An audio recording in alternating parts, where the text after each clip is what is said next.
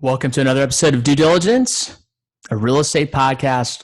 Once again, live here with my Benjamin Button, forever reverse aging colleague, Wow, Lee Taylor. that's I'm illustrious. I'm just running out of ways to introduce such a It's because I shaved. distinguished man like you. I took the beard off and made me look 20 years younger. You look good. I do look good. COVID has treated you well.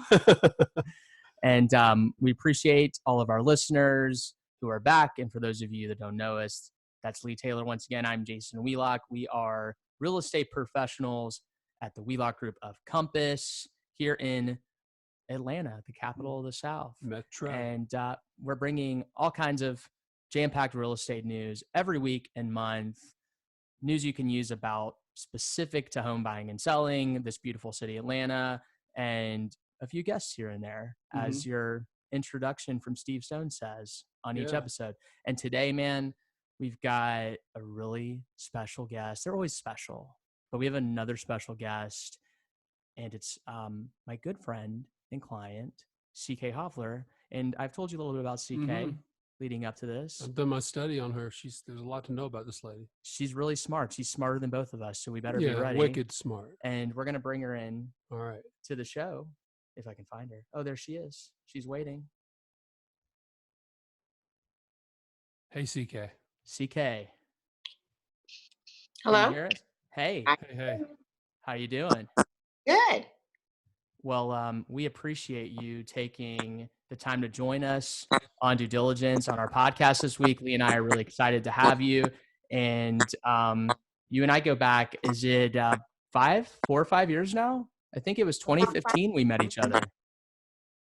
Maybe it was 2014. Remember, we actually physically met for the first time in 2015, but we started talking on the phone in 2014. Do you know where we met? At a Starbucks. That's right. On Peachtree, at that Peachtree Battle. Yeah. And it went from there. We found your home in Brookhaven. Good memory, by the way. And so then you recently moved again. And we keep finding each other. Well, there you are. We lost you. There's your video again. I'm sorry. My phone does crazy things like when I get, a message or something. Yeah. I mean, mine does too. In fact, my screen's cracked right now, Lee. I always am dropping this thing. So unprofessional, Jason. You need to get that corrected immediately.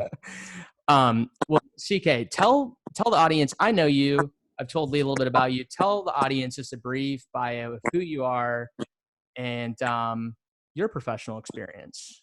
Sure. Who I am is I'm a mother of 2 boys, 2 teenage boys, 15 and 17. And that's how I define myself. But in my professional life, I'm a trial lawyer. I've been a trial lawyer now for 33 years. I've been a lawyer for 33 years. I think a trial lawyer for probably 22 of the 33. And I practice here in the Atlanta metropolitan area. I have a national practice. I have practiced actually all around the world. And what I do for a living is try cases. And you've had some pretty interesting cases throughout the years. You told me we got into a nice long discussion a few weeks back before you closed on your new place about some of the incredible cases you've taken on. And Lee actually found a really interesting one. It seems like you and Donald Trump may have something in common in that you both want to put Jeff Bezos in his place at Amazon. Yeah.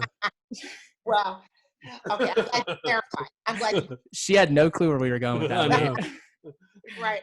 Yeah, I do represent a gentleman against Amazon. That is correct. And we are gearing up for that fight. Okay. All right. Well, you also, I'm gonna brag on you a little bit. You're the chairman of the board for the Rainbow Push Coalition, right? Which is Jesse Jackson's nonprofit. And we actually did a little more research on you and found that you're the president-elect of the National Bar Association. Is that right? That's right. Correct. That is correct. Yeah. So we're just tell us what has brought you into these or attracted you to be in these leadership roles? Because a lot of lawyers never make it that far. That is true. That's true. I feel blessed in many respects. what I love to do is I love to fight. I love to fight for people who have no voice. I have represented Reverend Jesse Jackson and his organizations for 32 of my 33 years as a lawyer. So I've been, I first worked with Reverend Jackson when he was running for president in 1988 on a case, on a project. And what I thought was just going to be a one-time project we were working on a political issue became a 32-year history of representation of Reverend Jackson, his family, his organizations, and it's been just an absolute blessing. So I've always been, even though I've done commercial litigation, corporate work, catastrophic injury cases, tobacco litigation, and more traditional sort of legal work, I've always had my hand in civil rights because I've represented one of our civil rights icons. And in terms of the National Bar Association, which is a bar association that represents the interests of over 66,000 African-American lawyers nationwide, I was elected to be their president-elect. And so I will be their president in a month, a little over a month, maybe a month and a half. And so it's an interesting time. And I call myself, in some respects, a social justice engineer, because part of what I do is I'm a plaintiff's lawyer for the most part. And so, as I said, I give a voice to the voiceless, but I do, hopefully, I'm part of a group of lawyers that believe in bringing about productive change. And right now, where we are in this country, we need change. We need social justice engineers to help us to guide through the mess. And we live in the Atlanta metropolitan area. We are in a hot mess. While there's so many magnificent things that are happening, I think people are protesting for the right reasons, in my impression. I do not condone the violence that is also taking place. I think it's unfortunate that people are resorting to violence, but the protests needed to happen, because we're in a state now in this country where I feel we're facing three pandemics. We're facing COVID, which is a medical pandemic. I voted last week in the elections in Brookhaven, and I believe that I experienced election suppression.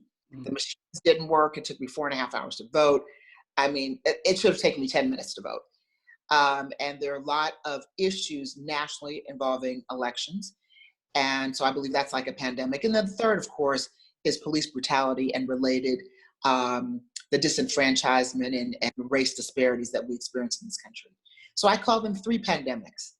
And I'm knee deep in all three on some level, not just in my personal life, being a mother of two young men, but also professionally and in the things that I do, because I do interface with the civil rights community. Mm.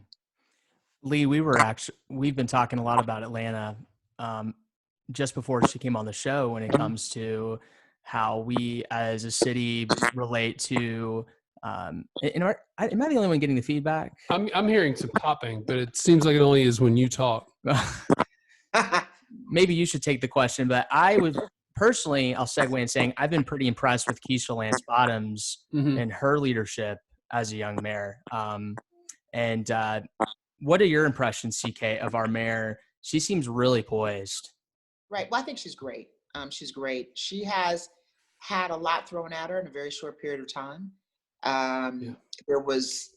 COVID presented so many challenges for her, as it has for everyone in the country, but in particular in Atlanta, where some would say, and I agree, that the state opened up prematurely. So when the state opens up prematurely, you almost have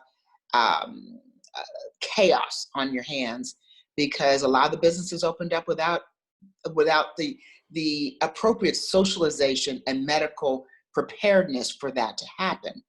And because COVID has, in this community, in the Atlanta metropolitan area, impacted disproportionately African-American communities, Keisha Lance Bottoms has her hands full in trying to find solutions, because our president has kicked it to some extent to the states to find. The governors have kicked it to the cities and the municipalities. So Mayor Keisha Lance Bottoms, I think, has done a great job in addressing COVID. The next big challenge, in addition to all the others that being a mayor brings, is police brutality and the police overstepping and the police walking out, and what we are seeing here in terms of civil unrest, and in light of the actions nationwide of certain police officers, and particularly what has happened here in Atlanta, with a police officer recently killing an unarmed man. And having a taser is not the same thing as having a deadly weapon from a legal standpoint.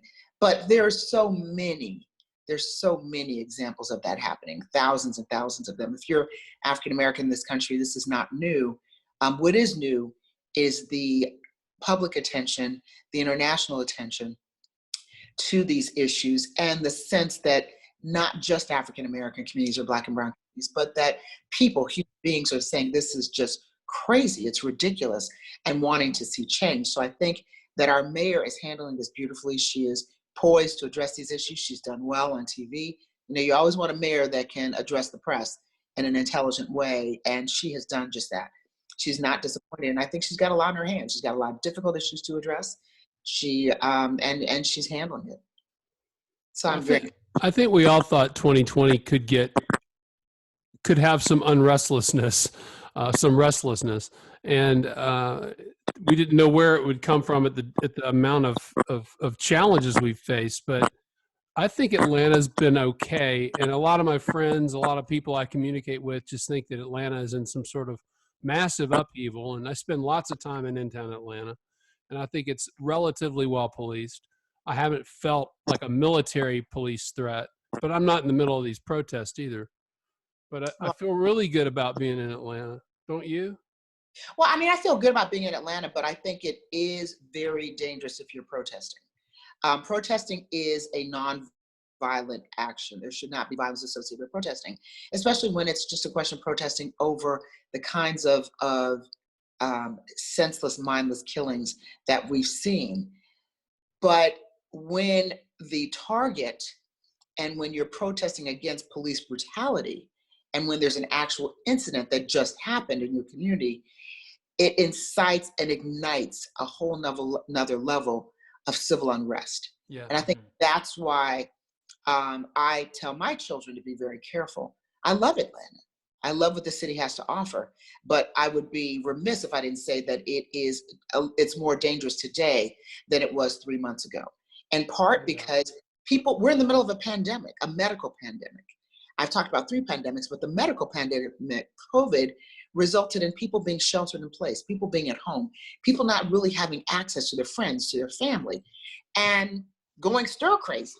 So you add to that, and that's nationwide, but if we look at our community, you add to that the premature opening of businesses, and and the numbers rising, people infected or dying from COVID. Our numbers in Georgia are off the chains. And then if you add to that the police brutality that we've seen just on a nationwide basis and here locally, you have just massive chaos. It doesn't mean it's an awful place to be. It's a great place to be. But it's just that you have to be careful because it's not safe. It's not as safe as it was 3 months ago, particularly if you're protesting. Yeah, that's a great point. And we, of course, are real estate professionals. And one of the things that events like this remind us of is fair housing, because that's one of the big things that affects our business daily, is making sure that we provide an inclusive and equal service to people of all backgrounds. CK, coming from your real estate experience, or even what you've seen with folks, I don't know if you've ever been involved in a fair housing case, what are some of the things that you see that might even be sort of beneath the surface, or things that we could do as professionals to really carry the torch when it comes to inclusion and really following the values of fair housing? Well, I think fair housing at its essence was brought about because of discrimination. And that's at its essence, at its core. When people talk about fair housing policies and procedures, it's because of the discrimination that African Americans or Black and brown people and others have experienced historically. I mean, I know personally, I'm from Buffalo, New York originally, and we wanted to buy a house in a neighborhood, and we were the first to integrate that neighborhood. The neighbors did not want us to buy a house in that neighborhood, so they blocked us from buying the house because we were Catholic. My mother made an appeal to the Catholic Church, and the Catholic Church bought the house and sold it to us. Wow. And so that was something. Wow. And that happened in the 60s. So I know what it is, but let me fast forward to 2000, 1999, 2000.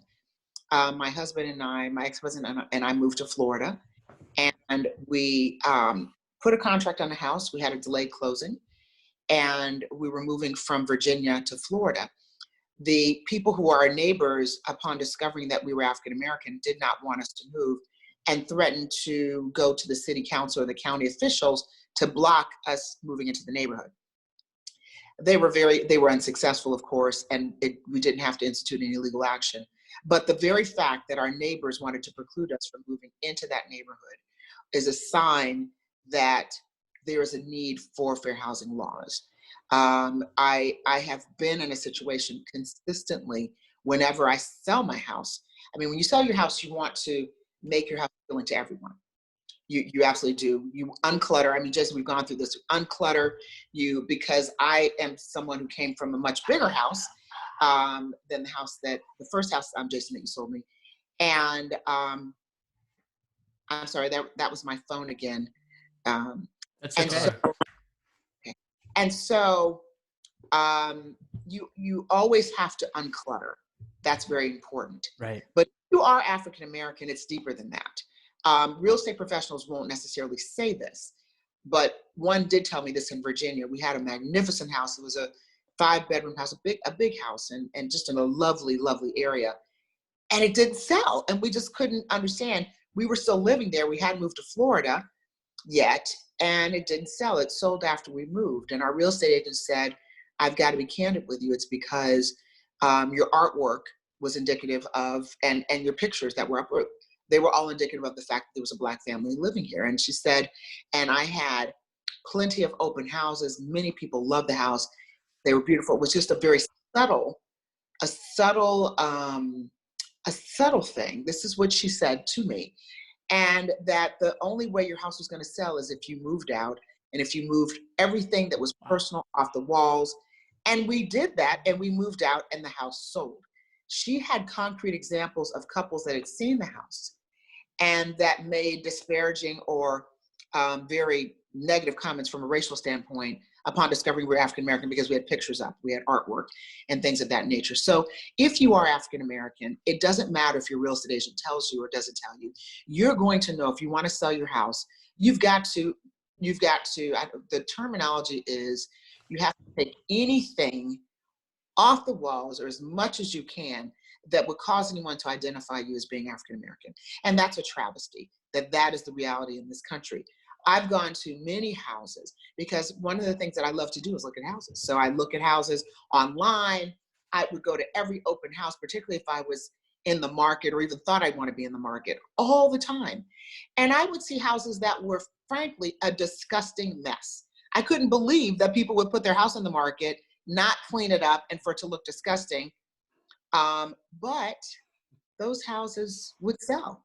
And you can say, well, yes, part of it is the demographics. It depends on where they are. It depends on a lot of factors. But I've lived long enough, and I've been